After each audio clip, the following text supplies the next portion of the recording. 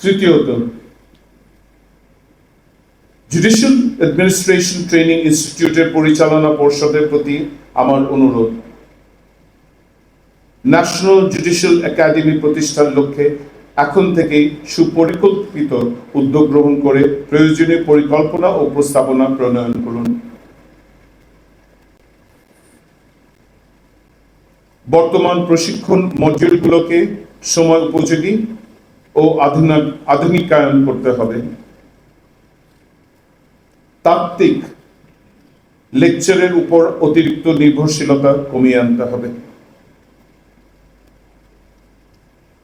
বিচারকগণ যেন একটি মামলার আড়ালে নিহিত বাস্তবতা যথাযথভাবে অনুধাবন করতে পারেন,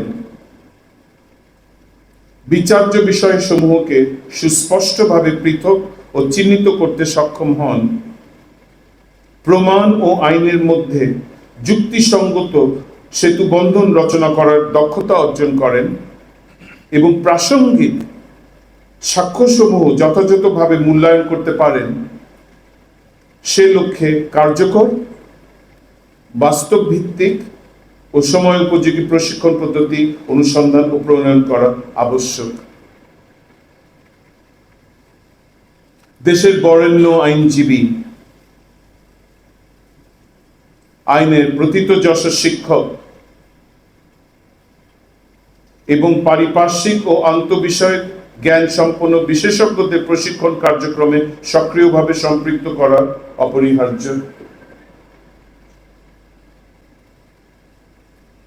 বুনিয়াদী প্রশিক্ষণ কোর্সে কেবল প্রবীণ বিচারকেরাই নবীনদের প্রশিক্ষণ দেবেন, এই সংকীর্ণ ও আত্মবদ্ধ রেওয়াজ ভাঙতে ব্যর্থ হলে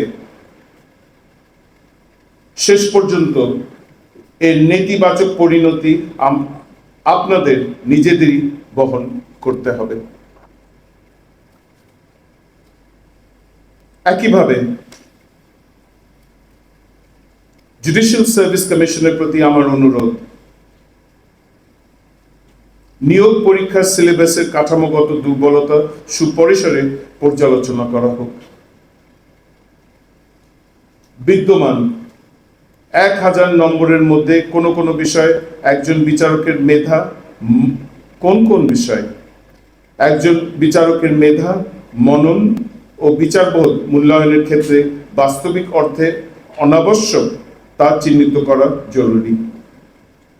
বাংলা ও ইংরেজির মাধ্যমে শিক্ষার্থী এবং দেশীয় ও বিদেশি ডিগ্রিধারীদের জন্য ন্যায়সঙ্গত সমতা নিশ্চিত করার বিষয়ে বিশেষ মনোযোগ দিতে হবে। একই সঙ্গে ট্রাস্ট, একুইটি, টর্ট এবং জুরিসপ্রুডেন্সের মতো আইনের উচ্চতর ও তাত্ত্বিক শাখাগুলোকে সিলেবাসে অন্তর্ভুক্ত করা প্রয়োজন। মৌখিক পরীক্ষায় প্রার্থীর সততা,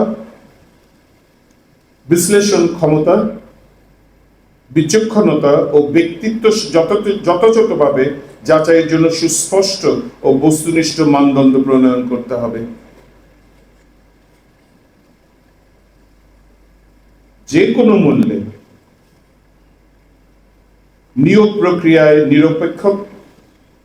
নিরপেক্ষতা ও স্বচ্ছতা নিশ্চিত করতে হবে এবং ধর্ম, লিঙ্গ এবং নৃতাত্ত্বিক পরিচয়ের ভিত্তিতে সকল ধরনের বিদ্বেষপ্রসূত আচরণ কঠোরভাবে পরিহার করতে হবে। সম্মানিত বিচারকবৃন্দ,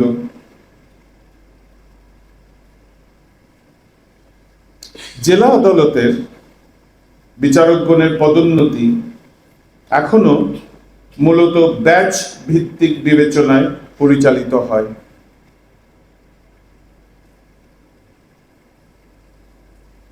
এই ব্যবস্থা আজও আমার কাছে এক বিস্ময় হিসেবেই প্রতীয়মান হয়।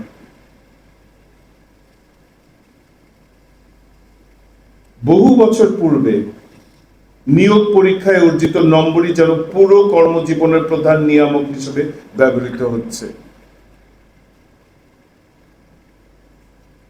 এই প্রেক্ষাপটে স্বাভাবিকভাবেই প্রশ্ন ওঠে, বার্ষিক গোপনীয় প্রতিবেদন কিংবা দায়িত্ব পালনকালে প্রদর্শিত কর্মদক্ষতার গুণগত ও পরিমাণগত মূল্যায়নের প্রাসঙ্গিকতা তাহলে কোথায়? আমরা যদি দীর্ঘমেয়াদে মামলা জট হ্রাস করতে সত্যিকার অর্থে অগ্রগতি অর্জন করতে চাই, তবে বিচারকদের পদোন্নতির ক্ষেত্রে বিভাগীয় পরীক্ষা ও পারফরমেন্স ইভ্যালুয়েশন বা পারফরমেন্স মূল্যায়নকে অপরিহার্য মানদণ্ড হিসেবে গ্রহণ করার পথই আমাদের অগ্রসর হতে হবে। সর্বক্ষেত্রে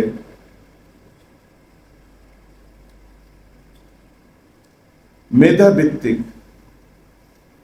জুডিশিয়াল সার্ভিস গঠন করতে হলে এই সত্য স্বীকার করে নেওয়া ছাড়া কোনো বিকল্প নেই। অতএব যুগ্ম জেলা জজ হতে তদর্থ ক্ষেত্রে পদোন্নতির জন্য সুপিরিয়র সিলেকশন বোর্ড গঠন করা যেতে পারে।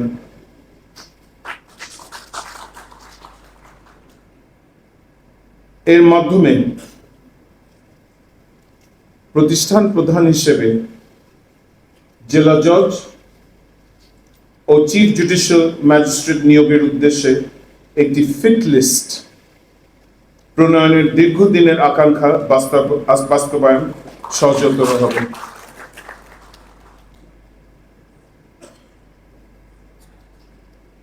প্রিয় বিচারকবৃন্দ,